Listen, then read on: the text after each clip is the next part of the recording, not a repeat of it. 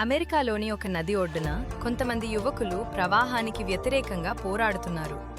వారు ఎంత ప్రయత్నించినా వారి తుపాకీ గుళ్ళు నీటిపై తేలుతున్న గుడ్డు పెంకులకు తగలడం లేదు. స్వామి వివేకానంద నిశ్శబ్దంగా నీటి ఒడ్డున నిలబడి ఆ దృశ్యాన్ని గమనిస్తున్నారు.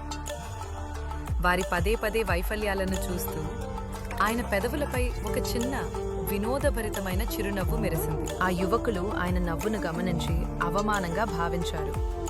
వారిలో ఒకడు ముందుకు వచ్చి, ఇదంత సులభమైతే మీరే ప్రయత్నించి చూడకూడదు అని సవాలు చేశాడు. ఎటువంటి అభ్యంతరం చెప్పకుండా స్వామి వివేకానంద ముందుకు అడుగు వేశారు. ఆయన ప్రశాంతంగా ఆ యువకుడి చేతి నుండి తుపాకీని తీసుకున్నారు. ఆయన కదలకుండా నిలబడి ఒక దీర్ఘ శ్వాస తీసుకున్నారు. ఆయన దృష్టి కేవలం నీటిపై తేలుతున్న లక్ష్యాల మీదనే ఉంది. ధామ్! మొదటి ప్రయత్నంలోనే ఆయన గుడ్డు పెంకును ఖచ్చితంగా కొట్టారు. ధామ్!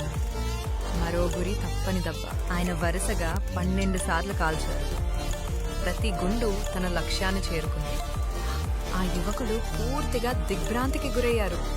వారు ఆ సన్యాసిని ఆశ్చర్యంతో చూస్తూ ఉండిపోయారు. మీరది ఎలా చేయగలిగారు అని వారు అడిగారు. మీరు వృత్తిపరమైన షూటరా? మీ రహస్యం ఏమిటి? స్వామి వివేకానంద ప్రశాంతమైన చిరునవ్వుతో తుపాకీని తిరిగిచ్చేశారు.